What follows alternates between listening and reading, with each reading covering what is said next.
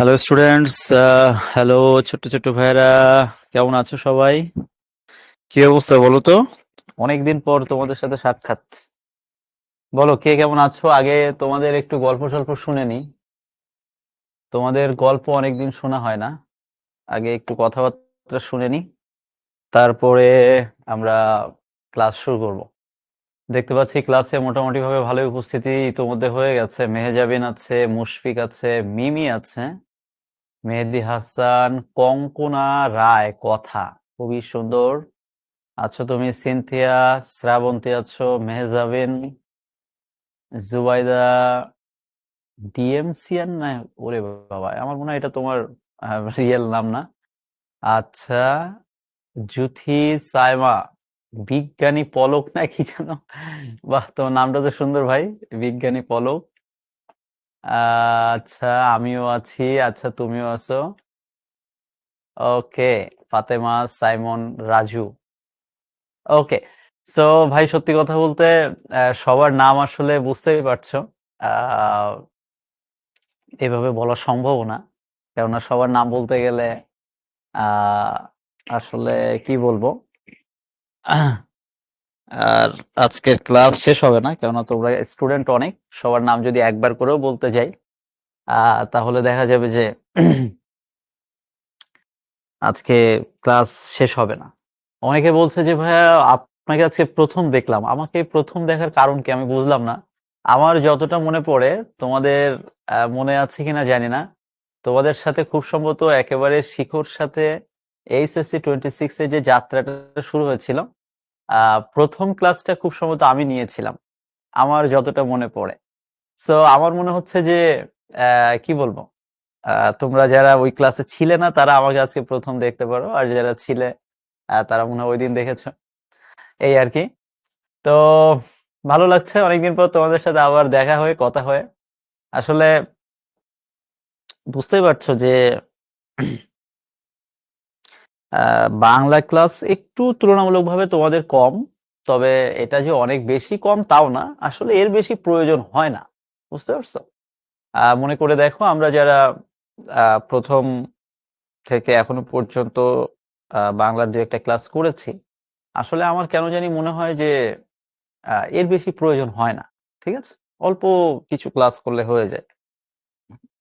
আরেকটা বিষয় সেটা হচ্ছে আরেকটা হচ্ছে যে আমরা, তোমরা যারা এইচএসসি 26, তোমাদেরকে কিন্তু আমরা হচ্ছে একেবারে ফুল সিলেবাসের উপর ভিত্তি করে আহ আমরা প্রত্যেকটা কোয়ার্টার সেইভাবে সাজিয়েছি। যেমন এই কোয়ার্টারে এটা প্রথম ক্লাস, এবং এই কোয়ার্টারটা দেখো পুরোটাই হচ্ছে আমরা প্রথমে ফোকাস করবো হচ্ছে সমাস নিয়ে। ঠিক আছে, তো সমাস নিয়ে ক্লাস আমরা আজকেই শুরু করছি।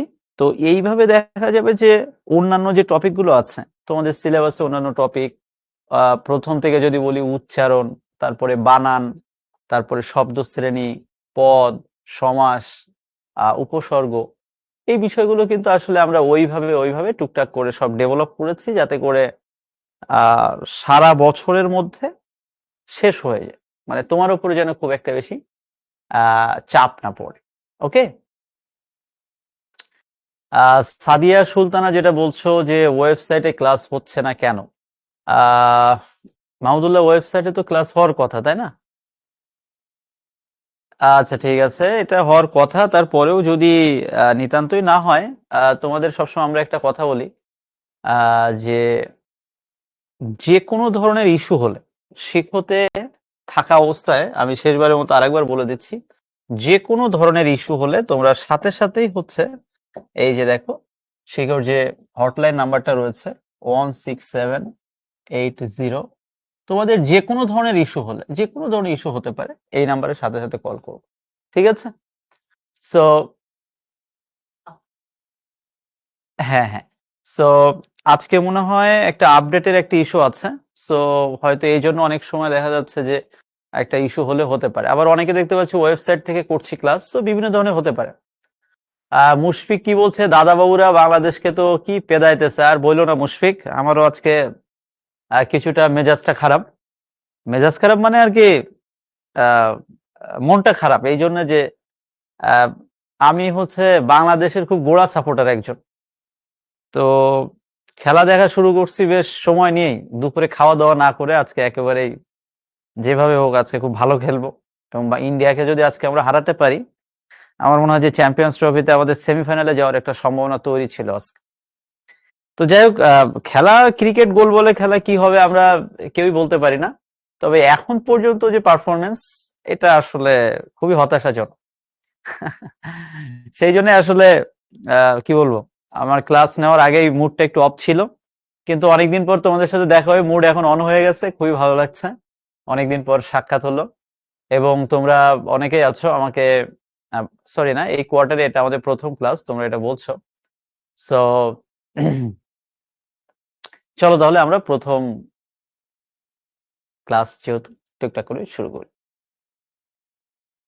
তাহলে আমরা একটা ছোট করে কাজ করি, সেটা হচ্ছে যে আমরা কমেন্ট বক্সটা আপাতত একটু অফ করে রাখছি, তারপরে যখন দরকার হবে তোমাদের কথা শুনবো। আলবার্ট কি ম্যাক্সওয়েল নাকি, আমার মনে হচ্ছে ভাই এটাও তোমার রিয়েল নাম না। বলছো যে ভাইয়া অনেক পড়া জমে আছে, কিভাবে সমাধান করতে হয় তাও জানি, কিন্তু হতাশ লাগে।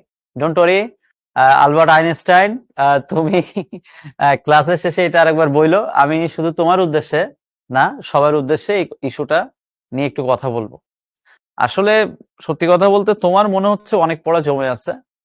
পড়া জমে আছে এটা মাথায় নেওয়ার কিছু নাই। তুমি জাস্ট পড়ার আগে এটা ভাববা যে আজকে আমি এটা পড়ব, জাস্ট এটা। তুমি গতদিন বা গত এক সপ্তাহে একটা টার্গেট করেছিলে, সেই টার্গেটটা তোমার এখনো ফিল আপ হয়নি, এইটা নিয়ে কখনো চিন্তিত হবা না। তুমি এটা নিয়ে ভাই যত দুশ্চিন্তা করবা, দেখবা যে আজকে তোমার যে টার্গেট ছিল পড়া, সেটার থেকেও তুমি আরো অনেক পিছিয়ে যাবা। সো বেটার, কোনো না কোনো কারণে গতকাল বা গত একটা সপ্তাহ পড়া ভালো হয়নি, ওইটা নিয়ে চিন্তা করার কিছু নেই। ক্লিয়ার? কেননা তুমি দেখবা যত দুশ্চিন্তা করবা, ব্রেন তত স্লো হয়ে যায়। ঠিক আছে? আমরা পড়ার গতি আমাদের ততটাই কমে যায়। দরকার কি? আজকের টার্গেটটা ফিল আপ হচ্ছে কিনা। এবং তোমরা একটা কাজ করবা, তোমরা প্রতিদিন অল্প অল্প করে পড়বা। তোমাদের সমস্যা হচ্ছে যে প্রতিদিন টার্গেট করো 10 ঘন্টা 12 ঘন্টা, দিন শেষে হয় 2 থেকে 3 ঘন্টা বা আদৌ 2-1 ঘন্টা। আর এই কারণে দেখা যায় যে তোমাদের মাথায় একটা অহেতুক একটা চাপ কাজ করে। আমি ব্যক্তিগতভাবে মনে করি, কোনো স্টুডেন্ট আজকের দিন থেকে শুরু করে আগামী 1 বছর যদি রেগুলার 2 থেকে 3 ঘন্টা বা 3 থেকে 4 ঘন্টা স্টাডি করে, সে বাংলাদেশে সর্বোচ্চ রেজাল্ট করতে পারে। মানে সর্বোচ্চ মানে যে গোল্ডেন এ প্লাস পাওয়া তাও না, এর পরের ধাপেও সে অনেক ভালো করবে। কেননা তোমরা ইতিমধ্যে জানতে পেরেছো বা কিছুটা হয়তো বোঝো যে তুমি এই এইচএসসি লেভেলে যা যা পড়ছো, ভবিষ্যতে যখন অ্যাডমিশন টেস্ট দিতে যাবা, অ্যাডমিশন টেস্টে যেয়ে দেখবা এই এইচএসসি লেভেলের পড়াশোনা কিন্তু অনেক বেশি কাজে লাগবে। তুমি এখন ফিজিক্স, কেমিস্ট্রি, ম্যাথ, বায়োলজি থেকে শুরু করে বাংলা, ইংলিশ যা যা পড়তেছো, ভবিষ্যতে প্রতিটা পরীক্ষায় এটা কাজে লাগবে। সো আমি কখনোই এইচএসসি টার্গেট করে কথাও বলি না, আর আমি এটা কথা বলে পছন্দও করি না। আমি মনে করি যে তোমার এইচএসসি তে রেজাল্ট ভালো করতে হবে, পাশাপাশি সামনের বছর যে তুমি বিশ্ববিদ্যালয়ে অ্যাডমিশন টেস্ট দিবা, সেখানেও ভালো করতে হবে। আর তার জন্য এখন থেকে বেশি পড়ার দরকার নেই। তুমি জাস্ট রেগুলার 3 থেকে 4 ঘন্টা বা 2 থেকে 3 ঘন্টা রেগুলার পড়। ঠিক আছে? এখন তোমার কাছে হয়তো মনে হচ্ছে যে ভাই 2-3 ঘন্টা এটা তো অনেক কম সময়। আসলে 2 থেকে 3 ঘন্টা একদিনের জন্য কম সময় মনে হয়, কিন্তু যখন তুমি 30 দিন 3 ঘন্টা করে পড়বা, তখন কিন্তু সেটা 90 ঘন্টা হয়ে যায়। বুঝতে পারছো? মানে হিসাবটা হচ্ছে এরকম যে একদিনে সব পেট ভরে খেয়ে 2 দিন না খেয়ে থাকার দরকার নেই, বরং তুমি ওই 2-3 দিনই অল্প অল্প করে খাও, এটা তোমার শরীরের জন্য ভালো। তো পড়াশোনাটা এরকম, একদিনে 10-12 ঘন্টা পড়ে আগামী 4 দিন পড়লাম না, এই পড়াশোনা করার দরকার নেই। দিন দেখবা যে ওইটা কোনো কাজে লাগে না। বেটার তুমি রেগুলার অল্প অল্প করে পড়ো, 2 ঘন্টা 3 ঘন্টা করে পড়ো, এর বেশি লাগবে না। এটা আমার এই দীর্ঘ জীবনের পড়ানোর অভিজ্ঞতা থেকে বললাম, এবং আমি জানি আমি যেটা বলছি আমার কথা মোটামুটি ঠিক আছে, কিন্তু আমি জানি আমার কথা সবাই শোনে না। বুঝতে পারছো? সমস্যাটা হচ্ছে এখানে। তো যাই হোক, আমরা ওইদিকে কথাবার্তার পরে বলবো। এখন তাহলে চলো আমরা মূল ক্লাসে প্রবেশ করি। এবং আজকে তোমরা বুঝতে পারছো যে টপিকটা নিয়ে আমরা আজকে আলোচনা করব, সেটা আমার মনে হয় সেই ছোটবেলা থেকে এ পর্যন্ত ক্লাস 7-8 থেকে শুরু করে এসএসসি পরীক্ষা, এসএসসির পরে তোমরা এখন এইচএসসি তে উঠেছো। এইচএসসি তে উঠেও দেখো একই অবস্থা। একই অবস্থা বলতে কি, একেবারে সোজা কথা তোমরা বুঝতে পারছো। বাংলা দ্বিতীয় পত্রের যে কয়টা টপিক নিয়ে আমাদের বাংলাদেশের শিক্ষার্থীরা অনেক বেশি টেনশনে থাকে বা তাদের অনেক বেশি অস্বস্তি কাজ করে, অনেক বেশি বিরক্তি কাজ করে, তার মধ্যে একটা টপিক হচ্ছে এই সমাস। কি সত্যি কিনা? আমি কিন্তু জানি এটা সত্যি। সমাস কঠিন লাগে না এমন স্টুডেন্ট কিন্তু আসলে খুঁজে পাওয়া যায় না, বা কঠিন না লাগলেও তার কাছে কেমন যেন খুব একটা কমফোর্টেবল টপিক এটা না। আমরা যখন পড়াশোনা করতাম আমাদেরকে বলতো যে সমাস শিখতে নাকি 6 মাস সময় লাগে, কিন্তু বাস্তবে সমাস শিখতে 6 মাস লাগে না। সমাস সর্বোচ্চ হলে 2 ঘন্টায় খুব ভালোভাবে শেখা যায়, যদি তোমার মনোযোগ থাকে। তো এই জন্য আজকে ক্লাসের শুরুতে একেবারে বলে নিচ্ছি, যারা সমাস খুবই ভালো তাদের আজকের ক্লাস না করলেও খুব একটা সমস্যা নেই। কিন্তু যারা তোমরা মনে করছো যে আমার সমাসে একটু প্রবলেম আছে বা সমাজটা আমার ভালোভাবে জানা প্রয়োজন, একটু শেখা প্রয়োজন, তাদের জন্য আজকের ক্লাসের একেবারে শুরুতে যে কথাটা বলবো, আমি যেভাবে আজকে বুঝিয়ে দিব সেই বুঝটা একটু মাথার মধ্যে ঢোকাতে হবে। এবং বেটার হচ্ছে আজকের ক্লাসটা বা আগামী এই যে 2-3টা ক্লাস রয়েছে সমাসের, এই 2-3টা ক্লাস সুন্দর করে নোট করব। আমি কি বোঝাতে পারছি? ক্লাসটা সুন্দর করে কি করবা? নোট করবা। এবং নোটটা করবা এবং নোট করার পরে আজকের ক্লাসের শেষে তোমার কাছে যে বই আছে, বইটা থেকে একটু দেখবা যে ভাইয়া যেভাবে পড়িয়ে দিল বা বুঝিয়ে দিল, দেখি বইয়ের সাথে ঠিকঠাক আছে কিনা, বা বইয়ের সাথে মেলবে না কিন্তু ভাইয়ার বুঝ অনুযায়ী আমি কাজ করতে পারছি কিনা। ক্লিয়ার? সমাস থেকে কিন্তু পরীক্ষায় মাস্ট প্রশ্ন থাকবে। এই যে দেখো, কুমিল্লা বোর্ড 2024-এর একটা নমুনা প্রশ্ন আমি দেখাচ্ছি। আমি জানি তোমরা এই ক্লাসে অনেক উপস্থিত আছো, এখনো পর্যন্ত বাংলা দ্বিতীয় পত্রের সিলেবাসটা সম্পর্কে তোমাদের ভালো ধারণা নেই। যাদের এখনো পর্যন্ত সিলেবাস সম্পর্কে ভালো ধারণা নেই তাদের উদ্দেশ্যেই আমি কিন্তু সবসময় এই কাজটা করি যে ক্লাসের একেবারে শুরুতেই এই টপিক থেকে বোর্ড পরীক্ষার প্রশ্ন কেমন হতে পারে সেটা আমি দেখিয়ে দিই। দেখো, কুমিল্লা বোর্ড 2024 শুধু না, প্রত্যেকটা বোর্ডের সমাস থেকে প্রশ্ন আসে ঠিক এরকম, অর্থাৎ প্রশ্ন থেকে ব্যাস বাক্য সহ সমাস নির্ণয় করো। 8টা থাকে, সেখান থেকে 5টা অ্যান্সার করতে হয়, অর্থাৎ মূল শব্দ দেওয়া থাকে, সেটার ব্যাস বাক্য সহ লিখতে হয় এবং সমাসের নামটা লিখতে হয়। এটার অল্টারনেটিভ আরেকটা প্রশ্ন থাকে উপসর্গ থেকে। যেমন এই একটা প্রশ্ন আমরা দেখতে পাচ্ছি, উপসর্গের স্বাধীন কোনো অর্থ নেই কিন্তু অর্থ দ্যোতকতা আছে, অর্থাৎ উপসর্গের নিজের কোনো অর্থ নেই কিন্তু অর্থ সৃষ্টি করার একটা ক্ষমতা আছে। এটা তো আমি কি বলতে চাচ্ছিলাম, আমি ধরে নিচ্ছি উপসর্গ থেকেও পরীক্ষায় প্রশ্ন আসবে, সমাস থেকেও পরীক্ষায় প্রশ্ন আসবে। এখন তোমাকে বুঝতে হবে তুমি কোথা থেকে অ্যান্সার করবা, কোনটা অ্যান্সার করবা, এটা তোমাকে বুঝতে হবে। এটা না বুঝলে হবে না। আমি কি বোঝাতে পারছি? আমি ব্যক্তিগতভাবে মনে করি, যদি কোনো স্টুডেন্ট সমাজটা ভালোভাবে বোঝে বা সে যদি মনে করে যে আমি সমাজ থেকে উত্তর করতে পারবো, আমার কাছে মনে হয় অবশ্যই উচিত তার সমাস এই টপিকটা থেকে উত্তর করা। কেননা সমাজে তুমি যদি উত্তর করতে পারো ভাই, তাহলে এখানে 5-এ 5 পেয়ে যাবা। এখানে হচ্ছে একেবারে ম্যাথের মতো মার্কস।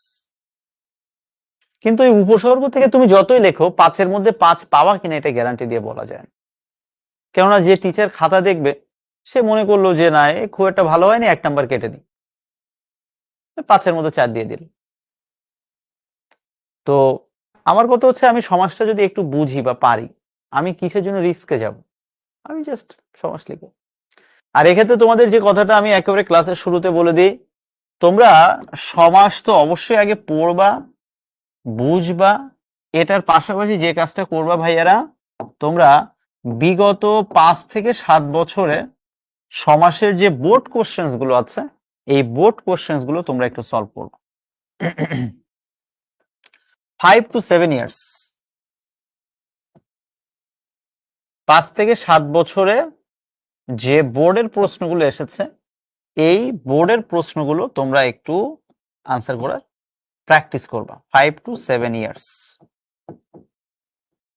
আমার কমন সেন্সে বলে 5 থেকে 7 বছরের বিগত বছরের সমাজ থেকে আসা প্রশ্নগুলো যদি কোনো স্টুডেন্ট ভালোভাবে সলভ করে যায়, দেখে যায়, সে মিনিমাম 70 থেকে 80% কমন পাবে। আমি কি বোঝাতে পারছি? অর্থাৎ 8টা প্রশ্নের মধ্যে তুমি 5টা 6টা প্রশ্নে এমনি কমন পাবারে ভাই। তা 8টার মধ্যে 5-6টা কমন আসলে আমার উত্তর করতে হবে তো 5টা, সমস্যা কোথায়? উত্তর তো করা যায়। আমি কি বোঝাতে পারছি? সোজা কথা, সমাজটা আমরা একেবারে পানির মতো সোজা করে বুঝবো, তোমরা জাস্ট একটু মনোযোগ দাও, ঠিক আছে? আর সেটার জন্য একেবারে প্রথমে যে কথাটা বললাম, সবাই একেবারে খাতা কলম নিয়ে বসে যাও। আমি যে জিনিসগুলো যেভাবে বুঝিয়ে দিব, তোমরা ক্লাসের শেষে, আমি জানি তোমরা কম বেশি সবাই কিন্তু ফেসবুকে কানেক্টেড। আমাদের শিখবো জিতবো গ্রুপ আছে, তারপরে কি আছে SSC 26 একাডেমিক প্রোগ্রাম, এটাও ফেসবুকে একটা গ্রুপ আছে। তোমরা কম বেশি সবাই বিভিন্ন গ্রুপে কানেক্টেড। তোমাদের উচিত হচ্ছে আজকের ক্লাসের এই নোটটা গ্রুপে সুন্দর করে শেয়ার করা, নাম্বার 1।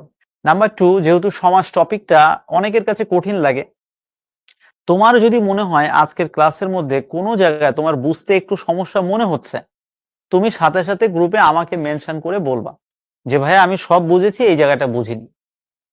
হতেই পারে, আমি সাথে সাথে নাও 2 ঘন্টা পরে সেটা রিপ্লাই দেব। আমি কি বোঝাতে পারছি? তোমরা গ্রুপে শুধু এই টপিক না, বাংলা সংক্রান্ত যে কোনো সমস্যা হলে সাথে সাথে আমাকে মেনশন করে, বা আমাকে মেনশন না করো, জাস্ট গ্রুপে একটা ছবি তুলে পোস্ট করে দিবে যে আমি এটা বুঝতে পারছি না, বুঝাই দেন। ক্লিয়ার? Thank you. তাহলে আমরা সমাজ থেকে পরীক্ষায় কেমন প্রশ্ন আসতে পারে সেটার একটা নমুনা প্রশ্ন দেখলাম। আমরা এবার মূল টপিকে প্রবেশ করছি। সমাস কাকে বলে, সমাস কয় প্রকার, কি কি, এটা এইচএসসি পরীক্ষার্থীদের হয়তোবা কাজে লাগবে না আশা করি, কিন্তু এইচএসসি পরীক্ষার্থীদের জানতে হবে। যেমনটা আমরা দেখলাম, পরীক্ষায় এরকম প্রশ্ন দিবে, এরকম শব্দ দিবে, এই শব্দগুলো কোনটা কোন সমাস এটা বের করতে হবে। আর কোনটা কোন সমাস এটা বের করার জন্য একেবারে শুরুতেই আমি আমার মতো করে সমাসের বেসিক আলোচনাটা করে দিচ্ছি। আপনারা সুন্দর করে আগে বুঝবেন, তারপরে খাতায় নোট করবেন। দেখেন, বাংলাদেশে প্রচলিত প্রত্যেকটা বইয়ে কিন্তু এগুলো লেখা থাকে, লেখা আছে, তারপরেও আপনারা ভালোভাবে বোঝেন না। আর বোঝেন না বিধায় কিন্তু সমাস কঠিন লাগে। আজকে আমি বুঝিয়ে দিচ্ছি আমার মতো করে, ভাইয়ারা তোমরা হচ্ছে বুঝে নাও। জাস্ট আমার কথাগুলো বুঝতে পারলে বই পড়েও বুঝতে পারবে। ওকে, আগে আমি বুঝিয়ে দিচ্ছি, তারপরে চলো। পরীক্ষায় মনে করো এসেছে এই একটা শব্দ, সিংহাসন। এই সিংহাসন শব্দের তোমার এই শব্দটার কোনটা কোন সমাস এইটা বের করতে হবে। তাহলে চলো আমরা একটু বের করি।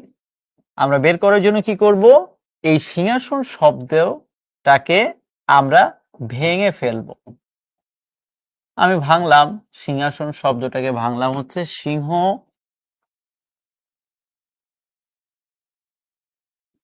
চিহ্নিত আসন সমান সিংহাসন। ওকে, আগে বুঝে নাও, তারপরে লেখা যাবে। আর একটা সত্যি কথা বলি ক্লাসের শুরুতেই, আমি এইটুকু জায়গা যদি ভালোভাবে বুঝতে পারো, অর্থাৎ সমাসের এই ফাউন্ডেশনটা তোমরা যদি বুঝতে পারো, সমাস 80% বোঝা হয়ে গেছে, এটা মনে রাখ। আমি বোঝাতে পারছি? এই বেসিকটাকে বুঝতে হবে, আর এটা না বুঝলে সমাজ সারা বই ঠোঁটস্থ করলেও কাজ হবে। ওকে, তাহলে সিংহাসন একটা শব্দ পরীক্ষায় এসেছিল, শব্দটাকে আমরা ব্যাস বাক্য করলাম বা শব্দটাকে আমরা ভাঙলাম, সিংহ চিহ্নিত আসন। ওকে, থ্যাংক ইউ। এবার যেটা মনে রাখবা, এই যে মূল যে শব্দটা ছিল সিংহাসন, এই শব্দটাকে আমরা বলবো সমস্ত পদ। কি বলবো? এই শব্দটাকে আমরা বলবো সমস্ত পদ। আর এই সমস্ত পদকে ভেঙে তুমি যা যা লিখেছ এটাকে আমরা বলবো সমস্যমান পদ। সমস্ত পদকে ভেঙে যেটা লেখা হয় সেটাকে বলা হয় সমস্যমান পদ। সমস্যমান পদের আরেকটা সুন্দর নাম আছে, যেটাকে আমরা বলবো ব্যাস বাক্য বা বিগ্রহ বাক্য।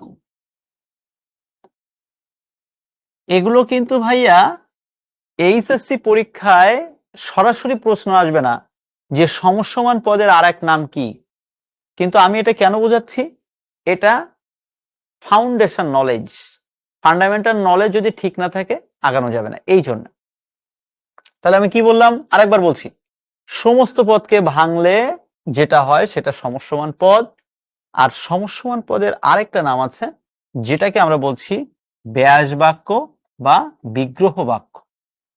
ক্লিয়ার? ওকে। এরপরে যে জিনিসটা আমাদেরকে অবশ্যই জানতে হবে সেটা হচ্ছে এইটা, এই ব্যাস বাক্যের বা এই সমস্যমান পদের পূর্বে যে পদটা থাকবে এটাকে আমরা বলবো পূর্বপদ। আবার বলছি, ব্যাস বাক্যের শুরুতে বা প্রথমে বা পূর্বে যে পদটা থাকবে সেটাকে আমরা বলবো পূর্বপদ। আর ব্যাস বাক্যের একেবারে শেষে বা পরে যে পদটা থাকবে তাকে বলবো আমরা পরপদ।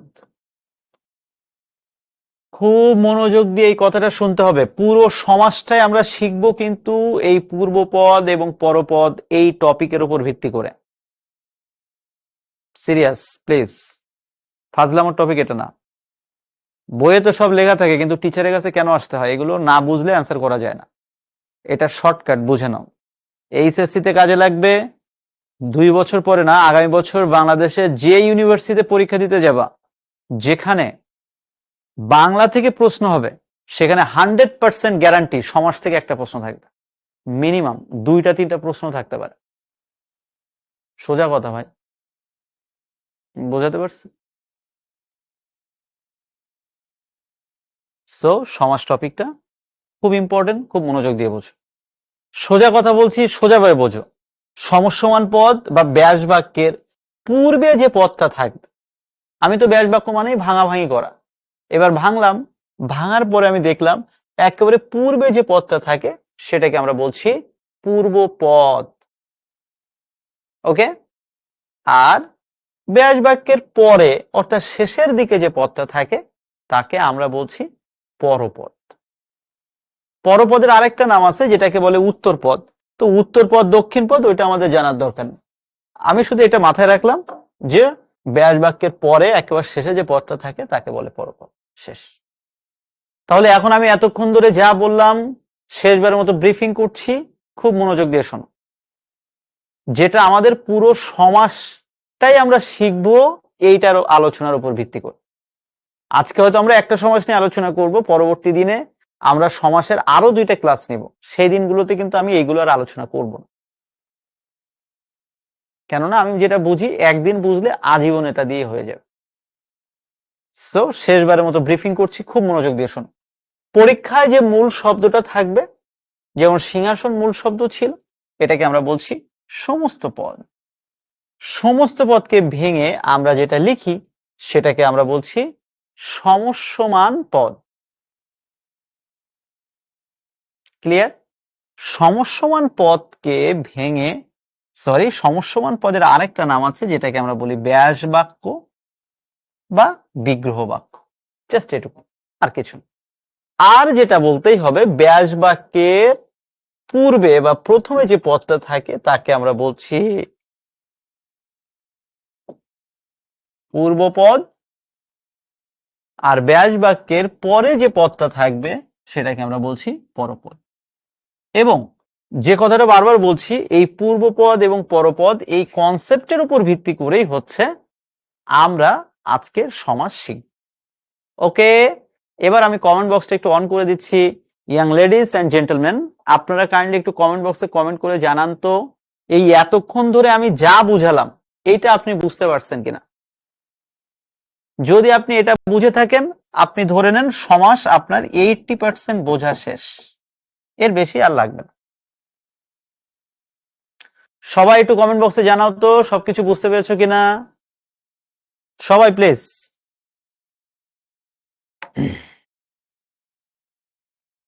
আমি কি এত কঠিন কিছু বুঝালাম যে এটা বোঝা যাবে না? কিন্তু একেবারে সহজে 1-2 বাচ্চা কাচ্চাদেরও বললে তারা বুঝবে।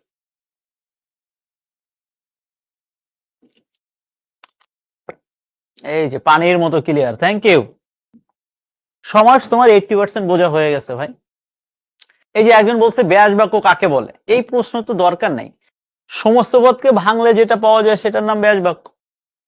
এর জন্য তোমার বই পড়ার দরকার নাই, এটা তুমি এমনি বুঝবারে ভাই। আর বই পড়ে বইয়ের ভাষা অনুযায়ী কেন আমার জানতে হবে, আমি আমার মতো করে বুঝলাম। এই যে ডিএমসিয়ান যেহেতু বুঝতে পারছে, তাহলে আমার মনে হয় সবাই বুঝতে পারছে। ওকে,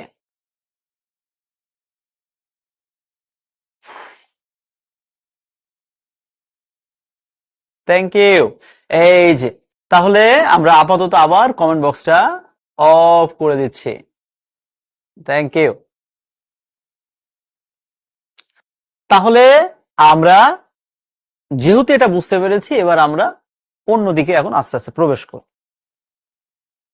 তাহলে আরেকবার বলছি, ব্যাস বাক্যের পূর্বে যেটা থাকবে সেটা পূর্বপদ, ব্যাস বাক্যের শেষে যেটা থাকবে সেটা হচ্ছে পরপদ।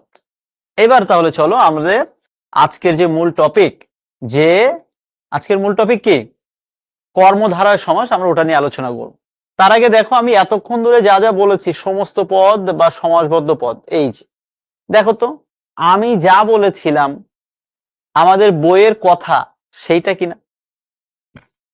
জয় সূচক পতাকা, জয় পতাকা, এই জয় পতাকাটাই হচ্ছে সমস্ত পদ। তাহলে সমসমান পদ কোনটা, এই যে জয় পতাকাকে ভেঙে আমরা যেটাকে লিখি সেটাই হচ্ছে সমসমান পদ, ব্যাস বাক্য বা বিগ্রহ বাক্য বা সমাস বাক্য। অর্থাৎ আমি যা বলেছি এখানে কিন্তু ঠিক তাই লেখা, কিন্তু আমি আমার মতো বলেছিলাম। আর এটা, আর এটা হচ্ছে বইয়ের ভাষা, জাস্ট পার্থক্য এখানে। কিন্তু আমার কথা হচ্ছে আমি যদি ভাইয়ার ক্লাস বুঝতে পারি, আমি বইয়ের লেকচার কেন বুঝবো না? ভাইয়া একটা এক্সাম্পল দিয়েছে, বইয়ে দেওয়া আর একটা example, but the issue is same. Okay, thank you. এরপরে এই যে সমসমান পদ, পূর্বপদ, পরপদ, উত্তরপদ, দেখো ভাই আমি যা যা বলছি ঠিক তাই, এর বাইরে এখানে কিছুই নাই। তোমরা জাস্ট যে কোনো একটা বই একবার রিডিং পড়ে যাও, তুমি অটোমেটিক ভাবে এটা পারবে।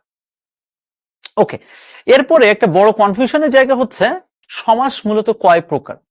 তোমরা কিছুদিন আগে এসএসসি পরীক্ষায় পাশ করে এসেছো এবং তোমরা কম বেশি সবাই জানো এসএসসি পরীক্ষায় কি, এসএসসি পরীক্ষায় যখন তোমরা পরীক্ষা দিতে গিয়েছো, নবম দশম শ্রেণীর যে ব্যাকরণ বইটা ছিল, নবম দশম শ্রেণীর ব্যাকরণ বই অনুযায়ী সমাস ছিল, আমার যতটা জানি সমাস ছিল মূলত এই 4 প্রকার। সত্যি কিনা আমি জানি, তোমরা 9-10 ব্যাকরণ বই পড়ে আসছো সমাস 4 প্রকার। কিন্তু কে কি বললো কি না বললো ওইসব নাটক বাদ, আমি যেটা বলছি এটা মাথায় রাখতে হবে।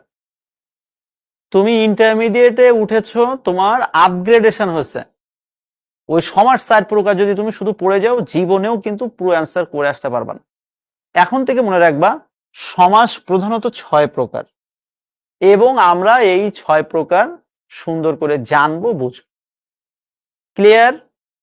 Thank you.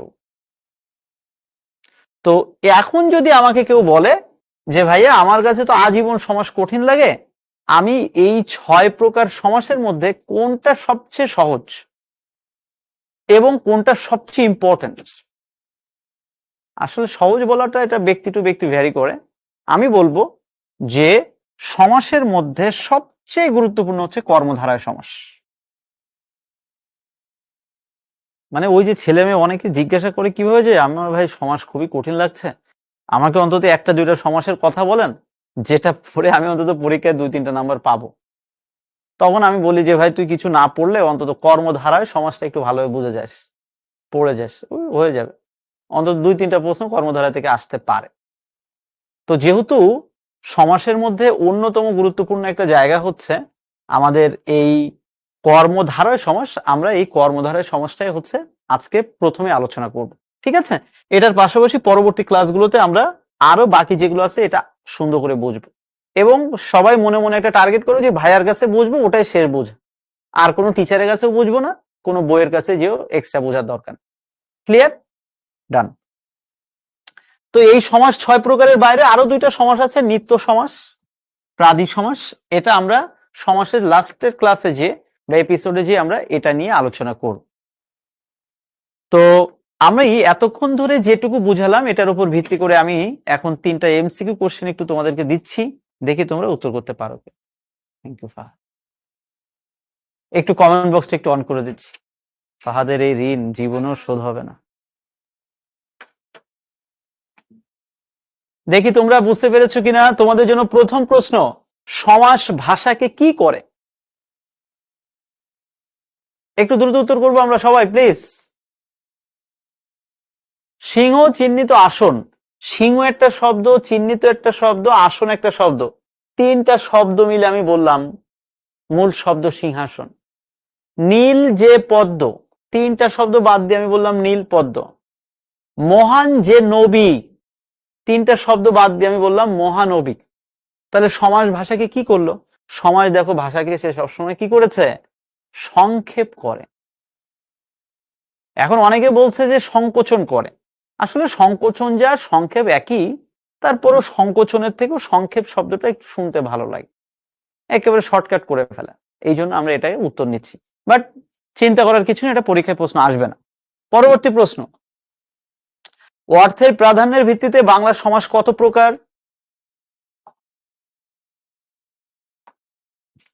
দেখো এই প্রশ্নটা এরা উত্তর করেছে 4 প্রকার, কিন্তু আসলে আমরা এটা কেটে দিচ্ছি।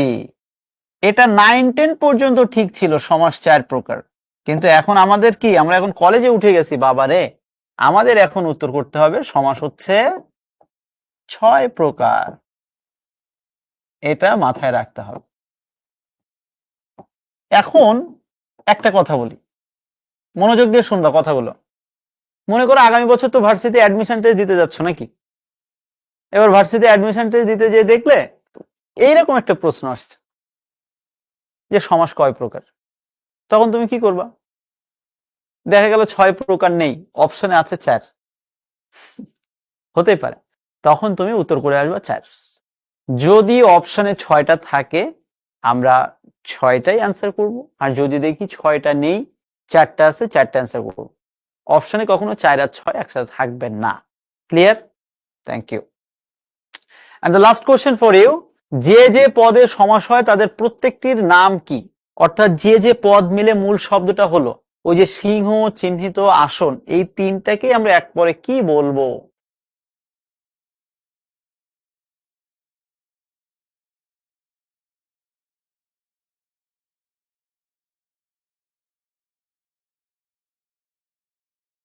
Thank you. এই 3টাকে আমরা সবাই জানি, এটাকে আমরা বলি সমস্যমান পদ। সমস্যমান পদের আরেকটা নাম আছে কি? ব্যাস বাক্য। ব্যাস বাক্যের আরেকটা নাম হচ্ছে বিগ্রহ বাক্য। অর্থাৎ ঘুরে ফিরে বলা যায় একই উত্তর আর কি। ঠিক আছে? তো এই যে 3টা প্রশ্ন আমরা দেখলাম, সত্যি কথা বলতে এ ধরনের প্রশ্ন আমাদের এইচএসসি পরীক্ষা আসে না।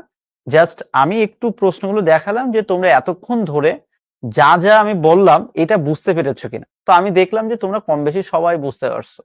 Thank you. সো আমরা আপাতত কমেন্ট বক্সটা আরেকবার একটু অফ করে দিচ্ছি, তারপরে আবার যখন দরকার হবে তোমাদের কথা শুনবো। তো আজকে এখন এই মুহূর্তে আমরা কর্মধারয় সমাসটা নিয়ে একটু আলোচনা করব, এবং আমি কিন্তু এক ফাঁকে বলেছি, কি বলেছি, যে সমাসের মধ্যে সবচেয়ে গুরুত্বপূর্ণ কোনটা? সবচেয়ে গুরুত্বপূর্ণ হচ্ছে কর্মধারয় সমাস। তো চলো, এটা যেহেতু এত গুরুত্বপূর্ণ, এটা আমরা জাস্ট আধা ঘন্টায় খুব মনোযোগ দিয়ে এটা কমপ্লিট করব।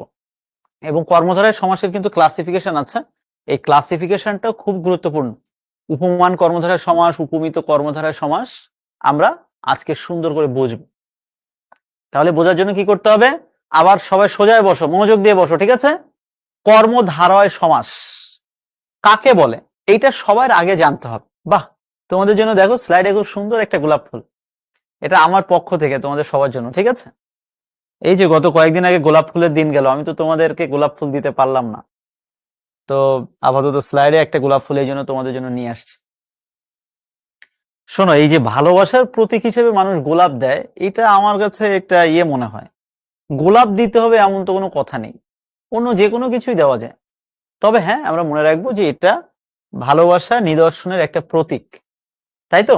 এখন এই ভালোবাসা মানে যে, মানে কি বলবো, এই শব্দটা দ্বারা মানুষ সবসময় মনে অন্য কিছু মিন করে, আসলে এরকম না। তোমার আর আমার মধ্যেও তো একটা ভালোবাসার সম্পর্ক আছে, বাবা মার সাথে সন্তানের একটা ভালোবাসার সম্পর্ক আছে। তো সেক্ষেত্রেও কিন্তু আমরা এটা প্রদান করতে পারি। শুধু যে আরেকজনকে দিতে হবে এমন কিন্তু কোনো কথা নাই। ঠিক আছে? আজকেই সবাই একটা কাজ করবা। সবাই আজকে না, ২-১ দিনের মধ্যে একটা গোলাপ ফুল নিয়ে এসে তোমার মাকে বা তোমার বাবাকে ফুল ২ টা প্রদান করবা। দেখবা যে তাদের চোখে মুখে অন্যরকম হাসি ফুটে উঠছে এবং খুব ভালো লাগবে। আমি বুঝাতে পারছি? শুধু যে আরেকজনকে দিতে হবে, ওরে বাবা! এই চিন্তা থেকে একটু বেরোয় আসতে হবে রে ভাই। আমরা আমাদের চিন্তা ভাবনাগুলো কেমন জানি একটু মানে একটু গণ্ডিবদ্ধ। বুঝতে পারছো? আর আমার কাছে প্রত্যেকটা ফুল ভালো লাগে। তবে কি বলবো? গোলাপ ফুল মনে হয় কম বেশি সবারই ভালো লাগে, তাই তো? ওকে।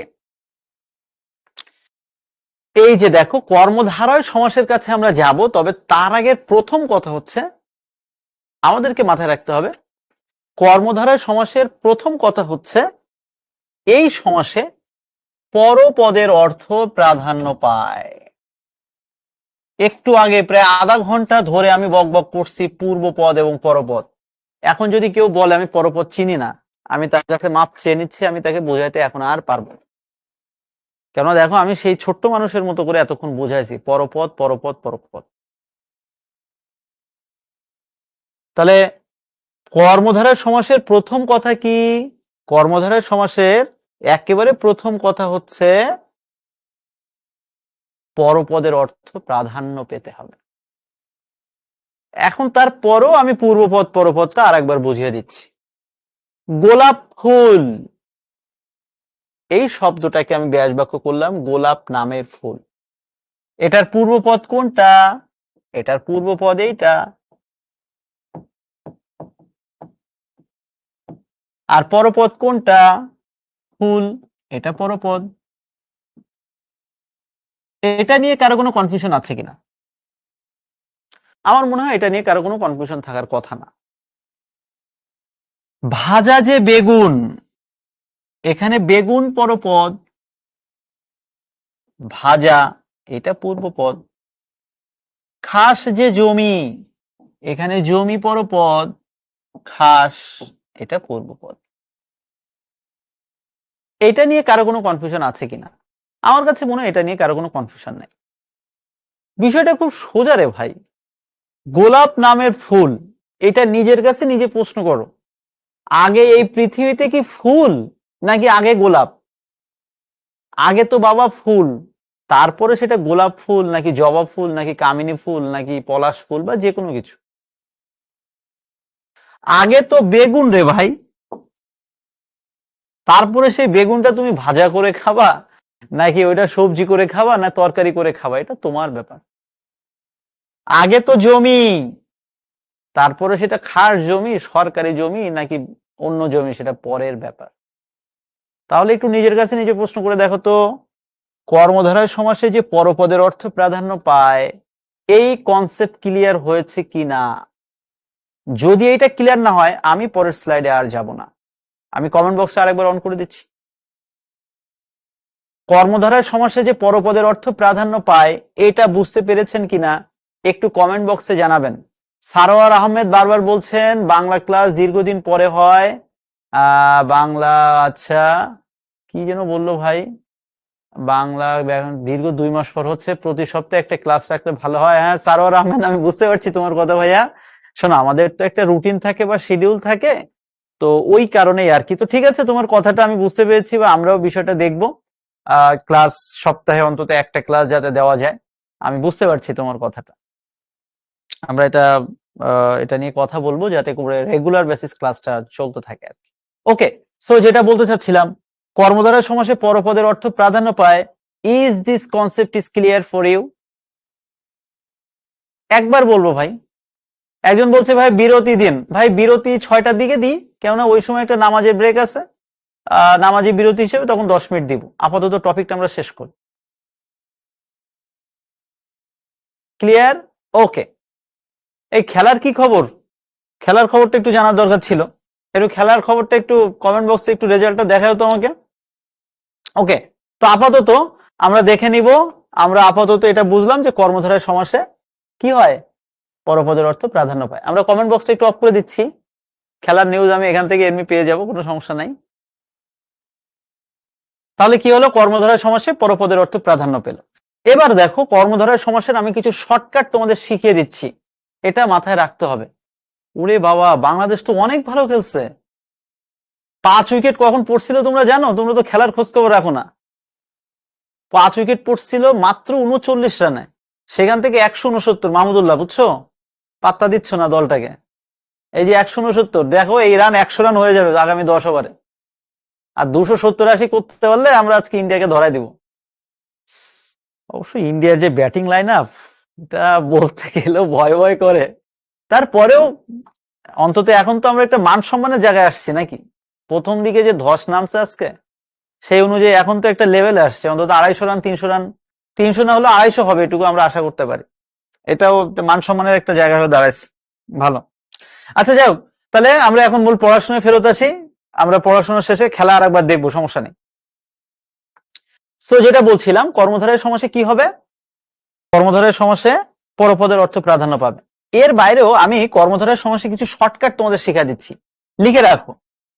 কোন ব্যাস বাক্যের মাঝে যদি যিনি ডট ডট তিনি থাকে, সেটি কর্মধারয় সমাস হবে। আবার বলছি, ব্যাস বাক্যের মাঝে যিনি ডট ডট ডট তিনি হলে কর্মধারয় সমাস হবে। এরপরে আমরা যেটা মনে রাখবো, এই যে দেখো, যে ডট ডট সে, যা ডট ডট তাই, কর্মধারয় সমাস।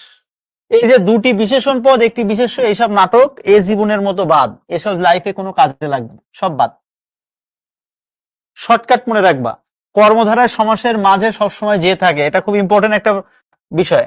কর্মধারয় সমাসের মাঝে কি থাকবে? যে থাকবে, মাথায় রাখতে হবে।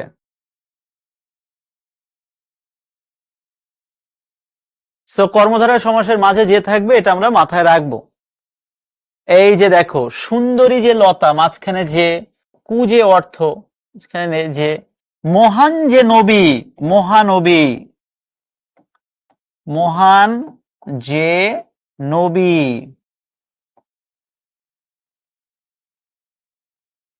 মহানবী। দেখো তো বাবারা, মাঝখানে যে আছে কিনা? এই যে মাঝখানে যে, ঠিক আছে। শর্টকাট, শর্টকাটে মাঝে মাঝে একটু পড়তে হয়, তাহলে জীবনে অনেক ইজি হয়ে যায়। এই যে মাঝখানে যে, কর্মধারয় সমাস, শেষ। কর্মধারয় সমাসের 2-3টা শর্টকাট দেখিয়ে দিলাম। এরপরে আমরা এখন চলে যাব কর্মধারয় সমাসের যে ক্লাসিফিকেশন বা কর্মধারয় সমাসের যে প্রকরণ বা শ্রেণীবিভাগটা আছে, এখন আমরা সেখানে মুভ করব। এবং এটার মধ্যে সবচেয়ে বেশি গুরুত্বপূর্ণ হচ্ছে কোনটা? এটার মধ্যে সবচেয়ে বেশি গুরুত্বপূর্ণ হচ্ছে উপমান কর্মধারয় সমাস, উপমিত কর্মধারয় সমাস। খুব মনোযোগ দিয়ে বুঝতে হবে আজকে। আজকে বাংলাদেশের খেলা বাদ দিয়ে তোমাদেরকে পড়াইতে আসছি, বুঝতে পারছো? তোমরাও, আমি জানি, অনেকে খেলা বাদ দিয়ে ক্লাস করছো। সো এই ক্লাস থেকে বেশি কিছু নিতে হবে, ঠিক আছে? অন্তত ক্লাস থেকে জিনিসগুলো শিখতে হবে। আর দ্বিগু কর্মধারায় বলে 9-10-এ একটা টপিক ছিল, আপাতত আমরা ইন্টারমিডিয়েটে দ্বিগু কর্মধারায় এই জায়গাটা কেটে দিচ্ছি। আমরা দ্বিগু সমাস আলাদাভাবে বুঝব। 9-10-এর ব্যাকরণ বইয়ে দ্বিগু কর্মধারায় ছিল, ওটা ওই পর্যন্তই থাক। আমরা ইন্টারমিডিয়েট লেভেলে দ্বিগু সমাস নামে একটা আলাদা সমাস আছে, সেটাই পড়ব, ঠিক আছে? ওকে। তো দ্বিগু নিয়ে আমরা পরের দিন আলোচনা করব।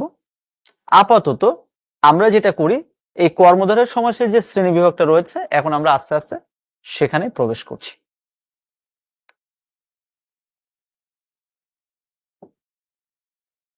মধ্য পদলোপী কর্মধারয় সমাস। দেখো, বাংলার একটা সুবিধা আছে, যদি তুমি মূল শব্দটার অর্থ বুঝতে পারো, তাহলে অনেক সময় ব্যাকরণের অনেক কঠিন টপিকও ইজি হয়ে যায়। যেমন মধ্য পদলোপী, এই শব্দটার যদি তুমি অর্থ বোঝো, তাহলে মধ্য পদলোপী কর্মধারয় সমাস কাকে বলে এটা তুমি অটোমেটিক বুঝবে। খুব সোজা কথা। মধ্য মানে মাঝ, পদ মানে শব্দ, আর লোপী মানে লোপ পাওয়া বা হ্রাস পাওয়া, মানে কমে যাওয়া। তাহলে আমি বলতে পারি, যে সমাসে মাঝখানের পদ লোপ পায় বা হ্রাস পায় তাকেই আমরা বলতে পারি মধ্যপদ লোপী কর্মধারয় সমাস। আবার বলছি, যে সমাসে মাঝের পদ লোপ পায় তাকেই বলে মধ্যপদ লোপী কর্মধারয় সমাস। যেমন আমরা আজকে ক্লাসের শুরুতে সিংহাসন এই শব্দের ব্যাস বাক্য করেছিলাম সিংহ চিহ্নিত আসন। একটু নিজের কাছে নিজে প্রশ্ন করে দেখো তো, মূল শব্দের মধ্যে ব্যাস বাক্যে সিংহ ছিল, সেই সিংহ এখানে আছে কিনা? এই যে সিংহ। ব্যাস বাক্যে আসন ছিল, দেখো তো মূল শব্দের মধ্যে আসন আছে কিনা? অবশ্যই আছে। কিন্তু ব্যাস বাক্যের মাঝে চিহ্নিত বলে একটা শব্দ ছিল, এই চিহ্নিত শব্দের কোনো গন্ধ কিন্তু মূল শব্দের মধ্যে নেই।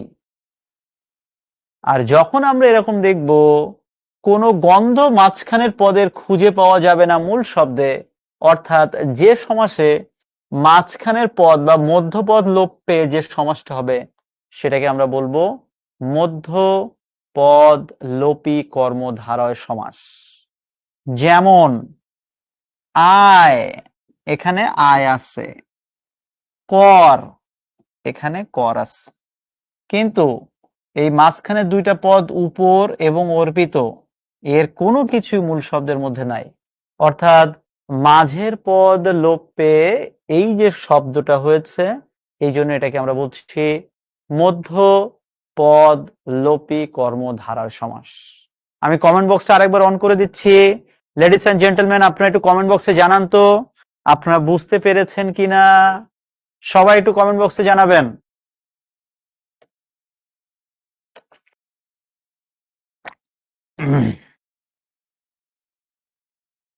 সবাই কমেন্ট বক্সে জানাবেন প্লিজ।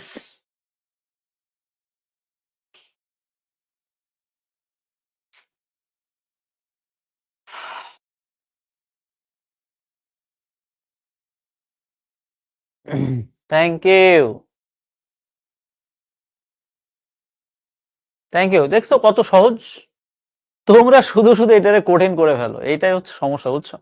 লাইফে কোনো কিছুকে পেইনফুল করা যাবে না। তুমি যদি সমাজ পড়ার আগে এটা মাথায় ধরে নাও যে এটা খুব কঠিন, তাহলে ভাই তুমি পারবা না।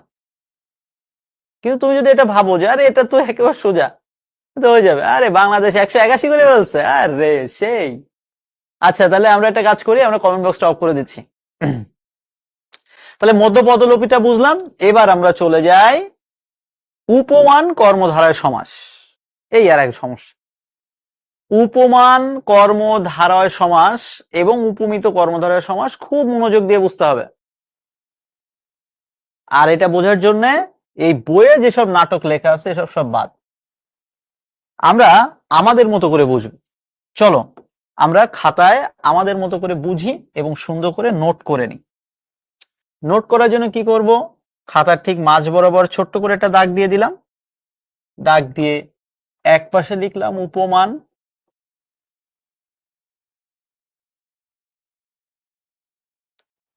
আর এক পাশে লিখলাম উপমিত। যদি একটা বুঝতে পারো বাকিটা অটোমেটিক বুঝবা। এবং আমি কিন্তু লাস্ট টাইমের মতো বুঝাবো ভাই, এটা বারবার বারবার বোঝানো যাবে না, কেননা এগুলো তোমরাও জানো খুব বিরক্তিকর টপিক। কিন্তু একবার ভালোভাবে বুঝলে বারবার বোঝানোর দরকার নেই। উপমানের একেবারে প্রথম কথা হচ্ছে সাধারণ ধর্ম থাকবে। উপমান কর্মধারয় সমাসের প্রথম কথা কি?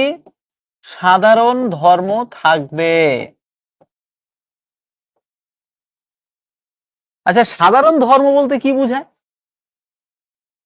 আমরা তো ধর্ম বলতে কি বুঝি? এই যে ইসলাম ধর্ম, হিন্দু ধর্ম, বৌদ্ধ ধর্ম, খ্রিস্ট ধর্ম বা আরো পৃথিবীতে অনেক ধর্ম আছে, এটাই। নো বাবা, এই ধর্ম মানে হচ্ছে এগুলো হচ্ছে একটা বিশ্বাস। এক একজন মানুষ এক এক বিশ্বাসে বিশ্বাসী, সে ওই ধর্মীয় রীতিনীতি মেনে গুনে চলে। এটা আলাদা বিশ্বাসের ব্যাপার, এটা নিয়ে আমরা কথা বলছি না, এটা ধর্মীয় বিশ্বাস। কিন্তু এই যে বললাম উপমান কর্মধারয় সমাসে সাধারণ ধর্ম থাকবে, এই সাধারণ ধর্ম বলতে কি? সাধারণ ধর্ম হচ্ছে এই পৃথিবীতে প্রত্যেকটা প্রাণীর বা প্রত্যেকটা বস্তুর একটা সাধারণ রীতি আছে, সাধারণ নীতি আছে। এই সাধারণ রীতিনীতিকে বলা হচ্ছে সাধারণ ধর্ম। আবার বলছি, প্রত্যেকটা প্রাণীর বা বস্তুর যে সাধারণ ধর্ম আছে, এই সাধারণ ধর্ম বা রীতিনীতি হচ্ছে সাধারণ ধর্ম, অর্থাৎ প্রতিটা প্রাণীর সাধারণ যে রীতিনীতি ওটাই সাধারণ ধর্ম। যেমন তুমি একটু নিজের কাছে নিজে প্রশ্ন করো তো, তুষার শুভ্র, তুষার মানে কি? তুষার মানে বরফ। এবার তুমি একটু নিজের কাছে নিজে প্রশ্ন করে দেখো তো, তুষারের রং কেমন হয়? সাদা হয়। তাহলে আমি বলতে পারি না বরফের একটা সাধারণ ধর্ম হচ্ছে তার বর্ণ সাদা। তাহলে পরীক্ষায় প্রশ্ন এসেছে তুষার শুভ্র, এটা দেখার সাথে সাথে যদি তুমি এটা ক্যাচ করতে পারো যে ও তাই তো, তুষার মানে বরফ আর শুভ্র মানে সাদা, তার মানে যেটা বোঝা যাচ্ছে যে ওই শব্দটার মধ্যে একটা সাধারণ ধর্ম রয়েছে বা সাধারণ রীতিনীতি বিরাজ করছে, তাহলে সেটা উপমান কর্মধারয় সমাস। অরুণ রাঙা, অরুণ মানে কি? অরুণ মানে হচ্ছে সূর্য। তাহলে অরুণ মানে সূর্য, আর রাঙা মানে তো আমরা সবাই জানি রাঙা মানে লাল। তাহলে সূর্যের রং কি? সূর্যের রং লাল। তাহলে সূর্যের রং লাল মানে অরুণ রাঙা।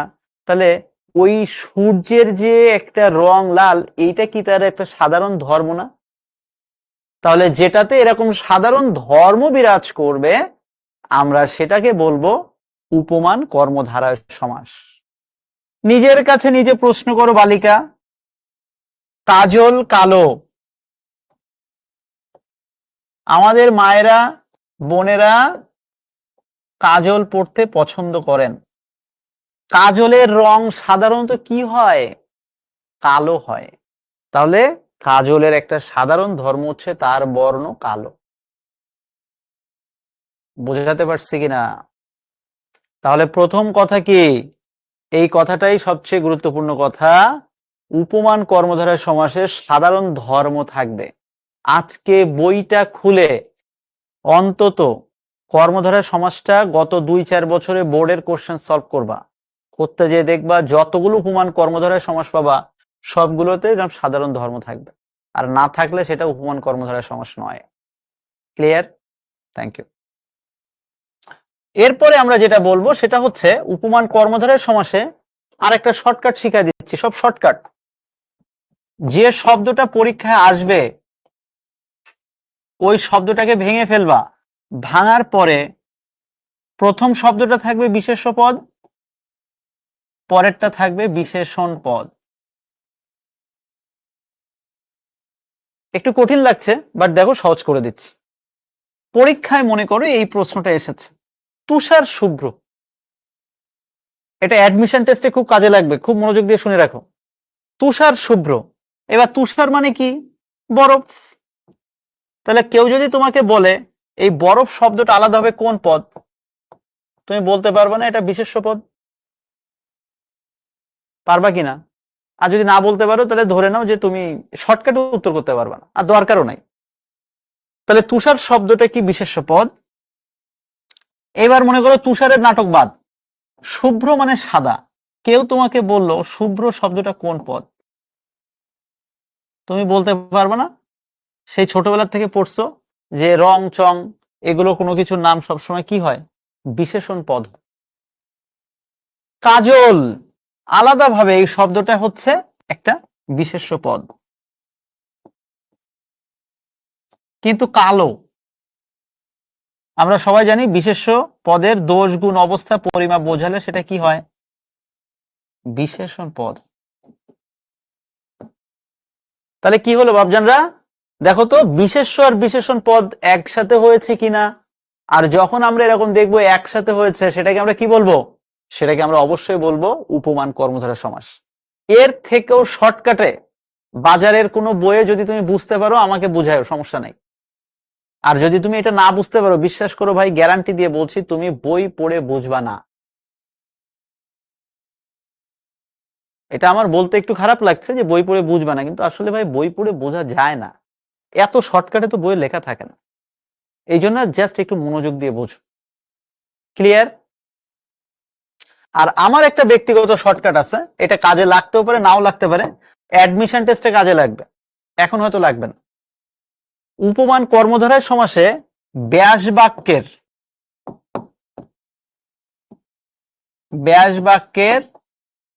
মাঝে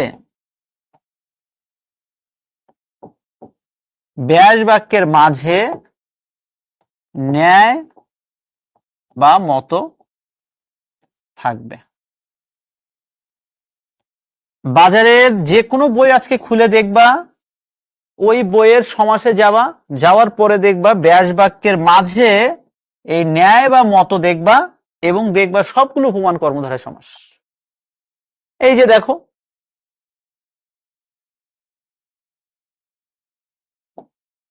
তুষারের ন্যায়, কোথায় ন্যায়?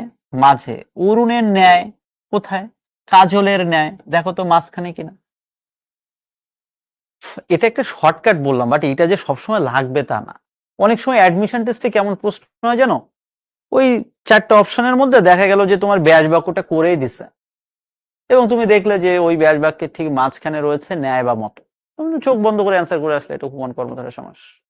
সো আমি এখন কমেন্ট বক্সটা একটু অন করে দিচ্ছি। লেডিস এন্ড জেন্টলম্যান, আপনারা বলেন, আমি এই যে বুঝালাম এতক্ষণ উপমান কর্মধারয় সমাস 3 ভাবে বুঝালাম, আপনি একটা ভাবে কি বুঝতে পারছেন? একটা ভাবে বুঝলেই হবে।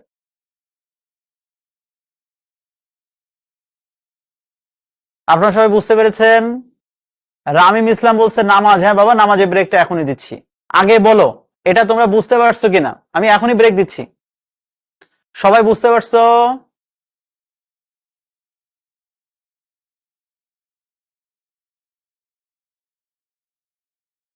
এর থেকেও সহজে ভাবে বোঝানো সম্ভব না। তোমাদেরকে একটা কথা আমি সবসময় বলি, এই ক্লাস থেকে মনে করো তুমি কিছুটা বুঝলে, আজকে বইটা একটু বাসায় থাকো, এখনই ব্রেক। আচ্ছা ঠিক আছে, আমি রেখে যাবো। আচ্ছা ঠিক আছে।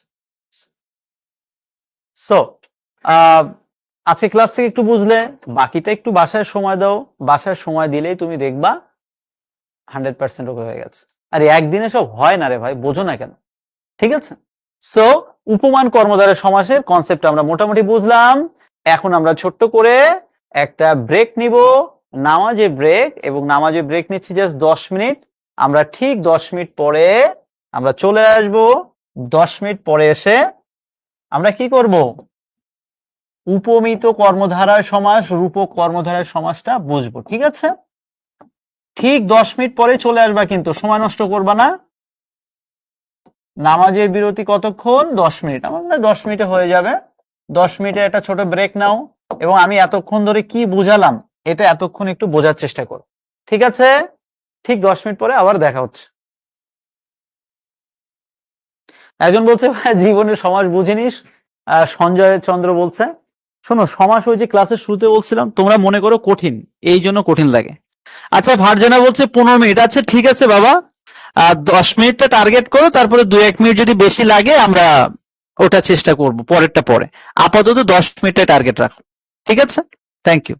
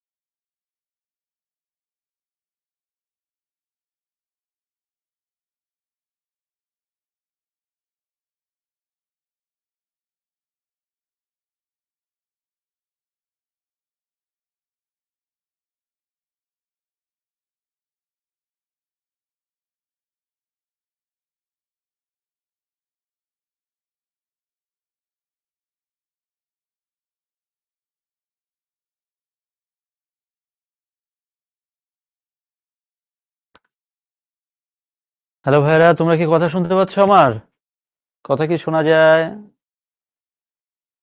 এই যে আমি ছোট্ট একটা ব্রেক দিয়েছিলাম, ব্রেক টাইম শেষ। এখন তাহলে চলো আমরা মূল পড়াশোনার মধ্যে প্রবেশ করি আস্তে আস্তে। ওকে, সো কমেন্ট বক্সটা আপাতত অফ করে দিচ্ছি। Thank you. সো আমার মনে হয় যে আমরা যদি উপমান কর্মধারয় সমাসটা ভালোভাবে বুঝে থাকি, তাহলে উপমিত কর্মধারয় সমাসটা আমরা খুব অনায়াসে বুঝবো। আমি ধরে নিচ্ছি যে আমরা উপমান কর্মধারয় সমাসটা মোটামুটি বুঝতে পেরেছি, আর বাকিটা বাসায় আরেকটু পড়বো, পড়লে হয়ে যাবে। সো উপমান কর্মধারয় সমাস যেহেতু আমরা বুঝতে পেরেছি, এবার একটু উপমিততে চলে যাই। উপমিত কর্মধারয় সমাস বোঝার প্রথম কথা হচ্ছে উপমান কর্মধারয় সমাসের ঠিক বিপরীতটা। ঠিক বিপরীত কি?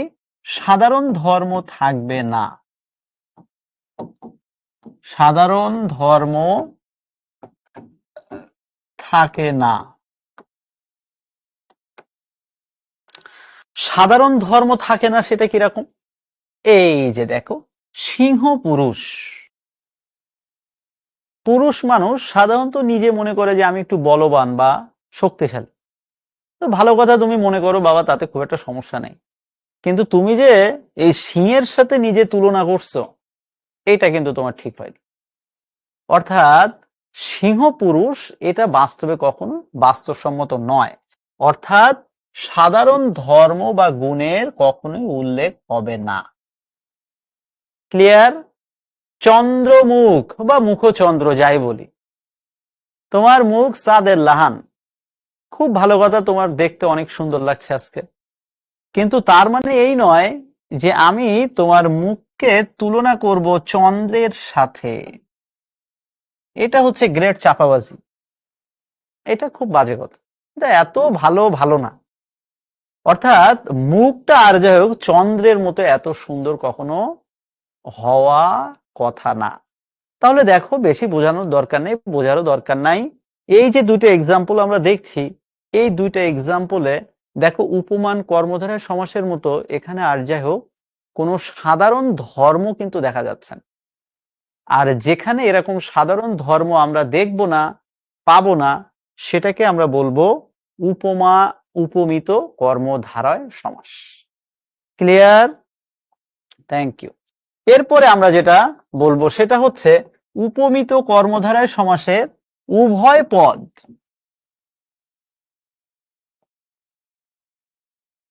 উপমিত কর্মধারয় সমাসের উভয় পদ বিশেষ্য হয়। এগুলো খুব শর্টকাট, একটু মনোযোগ দিয়ে শুনলেই পারবা। উপমিত কর্মধারয় সমাসের কি হবে? উভয় পদ কি হবে? বিশেষ্য পদ হবে। যেমন সিংহ, এই শব্দটাকে কেউ আলাদাভাবে যদি বলে কোন পদ, আমরা বলতে পারবো না এটা বিশেষ্য পদ। এবার মনে করো পুরুষ, কেউ যদি বলে এটা কোন পদ, আমরা বলতে পারবো না এটাও বিশেষ্য পদ। তাহলে আমরা কি বলতে পারি? বিশেষ্য প্লাস বিশেষ্য। চন্দ্র মানে চাঁদ, কেউ যদি বলে এটা আলাদাভাবে কোন পদ, আমরা অবশ্যই বলতে পারবো এটা আলাদাভাবে বিশেষ্য পদ। এবার কেউ যদি বলে মুখ, এটা কোন পদ, এটাকেও আমরা আলাদাভাবে বলতে পারবো বিশেষ্য পদ। তাহলে দুইটা পদ যখন এরকম আলাদা আলাদাভাবে বিশেষ্য পদ হয়, তখন আমরা কি বলতে পারি? সেটা উপমিত কর্মধারয় সমাস। ক্লিয়ার? Thank you. আরেকটা বিষয় আছে আমরা শর্টকাটে মনে রাখবো, সেটা হচ্ছে উপমিত কর্মধারয় সমাসে সাধারণত দেখা যায় ব্যাস বাক্যের শেষে, ব্যাস বাক্যের একেবারে শেষে ন্যায় বা মত থাকে। কোথায় থাকে? একেবারে শেষে থাকে। দেখো এখানে আমরা যে দুইটা এক্সাম্পল দেখতে পাচ্ছি, দুইটা এক্সাম্পলের দিকে তাকালেই বোঝা যাবে। দেখো তো, ব্যাস বাক্যের একেবারে শেষের দিকে আছে কিনা ন্যায়। পুরুষ সিংহের ন্যায়, মুখ চন্দ্রের ন্যায়, নিশি কালোর ন্যায়, নিশ কালো, আরো কত এক্সাম্পল এরকম আছে। সো সহজ কথা হচ্ছে এত কিছু বোঝার দরকার নাই। আমি যদি জাস্ট একটা তথ্য মনে রাখতে পারি যে উপমিত কর্মধারয় সমাসে প্রথম কথা সাধারণ ধর্মই থাকবে না এবং দুটো পদই বিশেষ্য হবে, তখন সেটাকে আমরা শর্টকাটে মনে রাখবো, সেটা হচ্ছে উপমিত কর্মধারয় সমাস। আশা করছি উপমিত কর্মধারয় সমাসটা তোমরা বুঝতে পেরেছো, উপমানও বুঝতে পেরেছো, এবং এই দুইটা কিন্তু আমাদের পরীক্ষার জন্য অনেক বেশি গুরুত্বপূর্ণ, এটা মাথায় রাখতে হবে। তুমি দেখবা যে কোনো বোর্ডের প্রশ্ন খুলে যে কর্মধারয় সমাস থেকে তো পরীক্ষায় প্রশ্ন আসেই, উপমান উপমিত থেকেও প্রায় দেখা যায়। এরপরে আমরা যেটা বুঝবো সেটা হচ্ছে রূপক কর্মধারয় সমাস। রূপক কর্মধারয় সমাসের একেবারে প্রথম যে কথাটা আমাদের মনে রাখতে হবে সেটা হচ্ছে রূপক কর্মধারয় সমাসে ব্যাস বাক্যের মাঝে সব সময় রূপ থাকবে। কি থাকবে? রূপ। এটা হচ্ছে প্রথম শর্টকাট। আর দ্বিতীয়ত যে শর্টকাটটা তুমি সবসময় মনে রাখবে সেটা হচ্ছে কোনো কাল্পনিক কিছু একটা বোঝানো হয়। কাল্পনিক বলতে কি বোঝায়? আকাশ মানে কি? আকাশ মানে এই যে উপরে আমাদের চোখের উপরে, মাথার উপরে যেটা আকাশ। এবার আকাশকে তুলনা হচ্ছে গঙ্গার সাথে। গঙ্গা কি?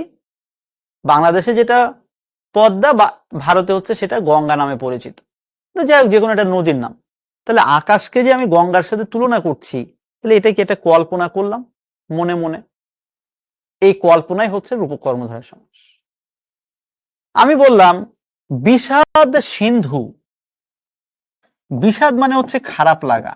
এবার আমার আজকে এত খারাপ লাগছে যে আমি সিন্ধুর সাথে তুলনা করলাম, বিষাদ সিন্ধু। মন মাঝি তোর বৈঠা নেড়ে আমি আর বাইতে পারলাম না।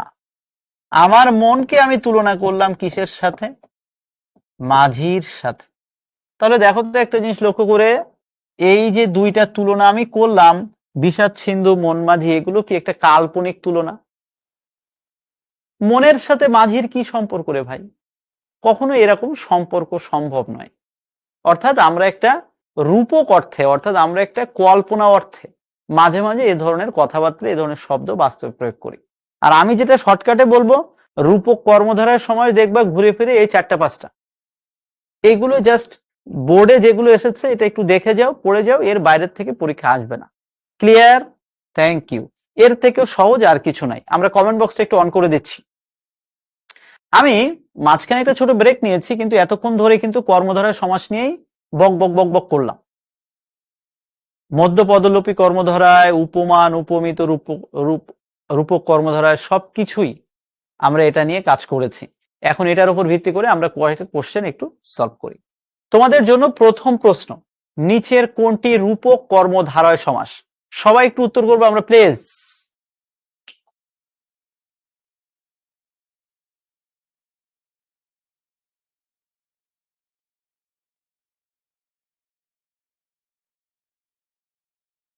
উত্তর করবো প্লিজ, সবাই অ্যান্সার করবো। শোনো, তোমাদের এটা বড় সমস্যা, তোমরা সবসময় উত্তর কারেক্ট করতে চাও। ভাই, উত্তর কারেক্ট করার দরকার নেই, অ্যাটলিস্ট তুমি উত্তর করার চেষ্টা করো। থ্যাংক ইউ, গট ইট।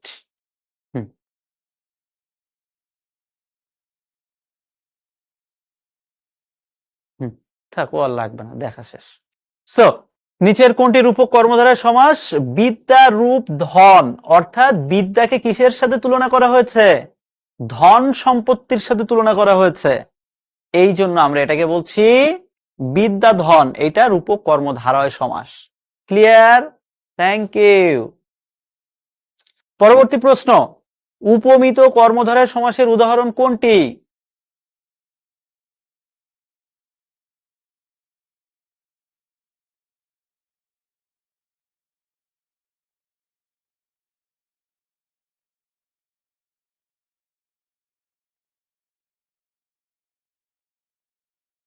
স্কোরবোর্ডটা দেখলে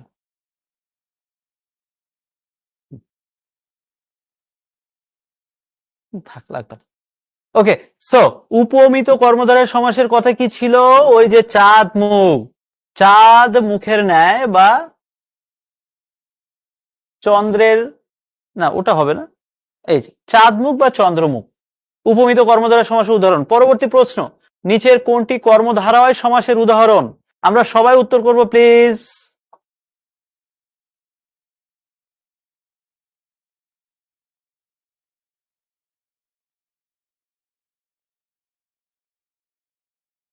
সবাই অ্যান্সার করি, কোনটি কর্মধারয় সমাসের উদাহরণ?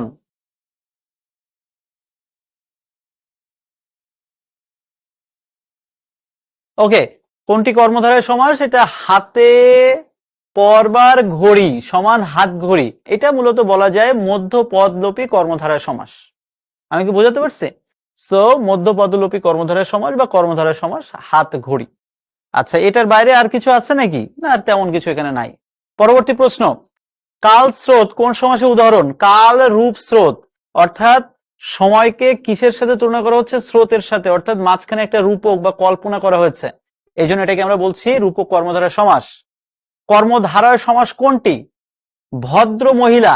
কেন ভদ্র মহিলা কর্মধারয় সমাস? এটার ব্যাস বাক্য কি করা যায়? ভদ্র যে মহিলা বা যে, হ্যাঁ, ভদ্র যে মহিলা। আমরা কি করেছি? যে সমাসে ব্যাস বাক্যের মাঝে যে থাকে, ব্যাস বাক্যের মাঝে যে থাকলে ওই সমাসকে আমরা কি বলি? ওই সমাসকে আমরা বলি কর্মধারয় সমাস। সো এটা কর্মধারয় সমাস। আমরা এটা একটু উত্তর করি, উপমিত কর্মধারয় সমাসের উদাহরণ। আমার মনে হয় এই প্রশ্নটা আমরা সলভ করেছি, এটার আর দরকার নেই। নিচের কোনটি, এটা তো সলভ করছি। নিচের কোনটি কর্মধারয় সমাস? আমরা এই কোশ্চেনটা আরেকবার সলভ করব।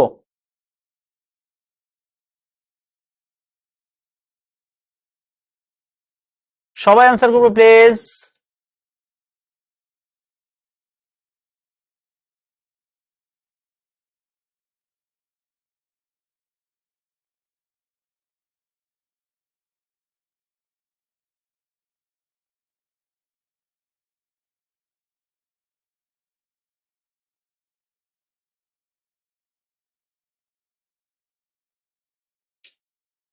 আমরা সবাই জানি আলু সিদ্ধ, অর্থাৎ সিদ্ধ যে আলু, হ্যাঁ, সিদ্ধ আলু বা আলু ভর্তা সবাই খায়, আলু সিদ্ধ হচ্ছে কি?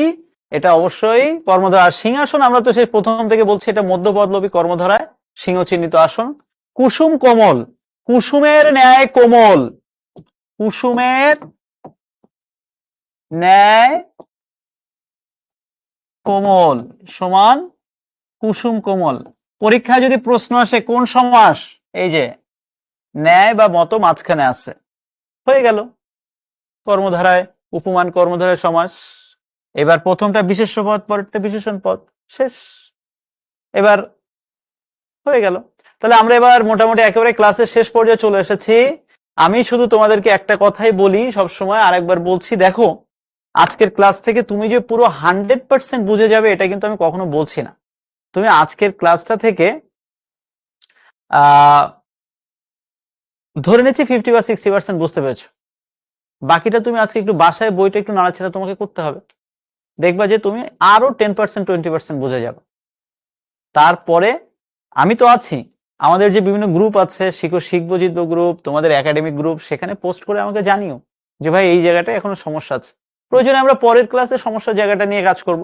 এবং তোমরা একটা কাজ করবা, তোমরা পরের দিন ক্লাসের শুরুতে সবসময় আগের ক্লাসের টপিকে যদি কোথাও সমস্যা থাকে সেটা শেয়ার করবা, তাহলে দেখবা আমরা সবাই মিলে এগুলো সলভ করতে পারবো। তো আপাতত কমেন্ট বক্সটা একটু দেখছি তোমাদের আজকের ক্লাস নিয়ে কারো কোথাও কোনো আর সমস্যা আছে কিনা, প্লিজ কারো কোথাও কোনো সমস্যা আছে কিনা? একজন বলছে বই নাই। ভাই বই তো একটু কিনতে হবে ভাই, একটা বই কিনে নাও, বই তো এমনি লাগবে তোমাদের। একজন বলছে বাংলাদেশ জিতবে কিনা, আমি বরাবরই বাংলাদেশকে নিয়ে খুব আশাবাদী, বাকিটা দেখা যাক, ক্রিকেট গোল বলের খেলা, যা হয় হবে। এখন আপাতত আজকের ক্লাস নিয়ে কারো কোথাও কোনো সমস্যা আছে কিনা? আচ্ছা, নয়ন পদ্ম নিয়ে একটা সমস্যা হয়েছে। আচ্ছা, নয়ন পদ্মের কথা বাদ দেন আপাতত, সাবরিনা সমস্যা নেই, অন্য অনেক পদ্মই তো ছিল, সেটা নিয়ে কোনো সমস্যা আছে কিনা? তোমরা কি একটু হলেও সমাসের ক্লাসটা এনজয় করেছো? মানে এই যে সমাস এত কঠিন লাগতো, এত বিরক্তি লাগতো, এত ঝামেলা লাগতো, এটা কি আগের থেকে একটু সহজ হয়েছে কিনা?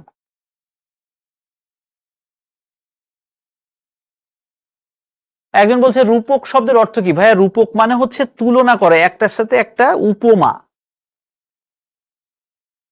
অর্থাৎ আমরা দৈনন্দিন জীবনে চলার পথে এরকম অনেক উপমা প্রয়োগ করে, মন মাঝি, মনকে তুলনা করা হচ্ছে মাঝির সাথে। এই সো আজকে তাহলে এ পর্যন্তই। তোমরা সবাই ভালো থেকো, সুস্থ থেকো। তোমাদের সবার জন্য শুভকামনা জানিয়ে আজকের মতো এখানে বিদায় নিচ্ছি এবং পরবর্তী ক্লাসে অবশ্যই এটা নিয়ে আমরা আরো কথা বলবো। এখন আমরা 2টা ক্লাস নিব সমাসের উপর ভিত্তি করে।